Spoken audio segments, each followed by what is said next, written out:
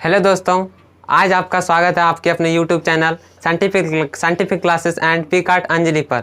आज हम लोग कक्षा 10 ट्यूशन भाग 2 के प्रथम पाठ मंगलम के बारे में पढ़ेंगे। तो चलिए अब हम लोग पाठ की ओर बढ़ते हैं। सबसे पहले मैं आप लोगों को यह बताना चाहता हूँ कि यह पाठ कहाँ से लिया गया है। उपनिषद वैदिक वाङ्मयस्य अंतिमे भागे दर्शन शास्त्र सिद्धांतान प्रकटयन्ति। यह पाठ आपके उपनिषद के वैदिक वाङ्मय के अंतिम भाग से दर्शन शास्त्र के सिद्धांतों को प्रकट करती है।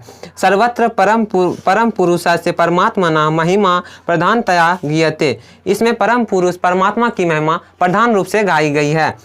तेन परमात्मना जगत व्याप्तनुशासितम च अस्ति। इन्हीं परमात्माओं की वजह से यह संसार व्याप्त और अनुशासित है। स एव सर्वेषां तपसां परम लक्ष्यम। वे सभी को तब से प्राप्त होते हैं। अस्मन् पाठे परमात्मा परा उपनिषदां पदात्मक पंच मंत्रा संकलिता सन्ति। इस पाठ में 5 मंत्र संकलित हैं। चलिए अब हम लोग श्लोक नंबर 1 की ओर बढ़ते हैं। हिरण्मयन पात्रेण सत्यस्य अपिहितं मुखम तत्वं पुष्णा अपावृणु सत्य धर्माय दृष्टये। इस श्लोक का अर्थ यह होगा कि सत्य का मुख सोने ऐसे पात्रों से ढका होता है। विद्वान जो हैं वे सत्य की प्राप्ति के लिए अपने मुख से असत्य को हटा देते हैं। चलिए हम लोग दूसरा श्लोक की ओर बढ़ते हैं। अनो अन्यान महतो मह्यान आत्मस्य जंतुर निहितो गुहायाम तम क्रतु पश्यति वीत्सो को धातु प्रसादात महिमानम आत्मनः। प्राणियों की इस श्लोक का अर्थ यह होगा कि प्राणियों के हृदय रूपी गुफा में विराजमान रहने वाली यह आत्मा छोटी से छोटी और बड़ी से बड़ी होती है।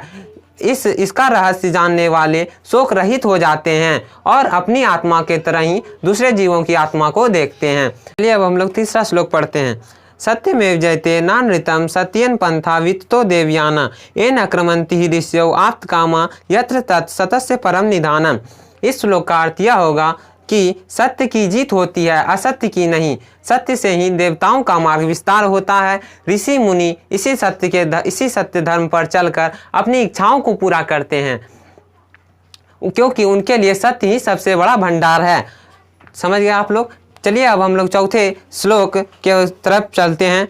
यथा नदः स्यन्दमानः समुद्रे अस्तम गच्छन्ति नाम रूपे विहाय तथा विद्वान नाम रूपाद् विमुक्तः परात् परम पुरुषम उपैति दिव्यम। इस श्लोक का अर्थ यह होगा कि जिस प्रकार नदियाँ समुद्र में मिल जाने के बाद अपने नाम और रूप को त्याग देती है, उसी प्रकार विद्वान परमपिता परमेश्वर के शरण में जाने पर नाम और रूप से मुक्त होकर दिव्यता को प्राप्त कर लेते हैं। चलिए अब हम लोग 5वें श्लोक की ओर बढ़ते हैं। वेदा हमेतम पुरुषम महांतम आदित्य वर्ण तमसः परस्तात् तम एव विदितवाति मृत्यु मेति नान्य पंथा विदते ऐना। इस श्लोक का अर्थ यह होगा कि जिस प्रकार वेद पुरुषों की महानता को उसी प्रकार उजागर करता है जिस प्रकार सूर्य अंधकार को दूर करता है। इसे जानने वाले लोग मृत्यु से परे हो जाते हैं। इसके अलावा कोई रास्ता नहीं है। आज के लिए इतना ही। धन्यवाद।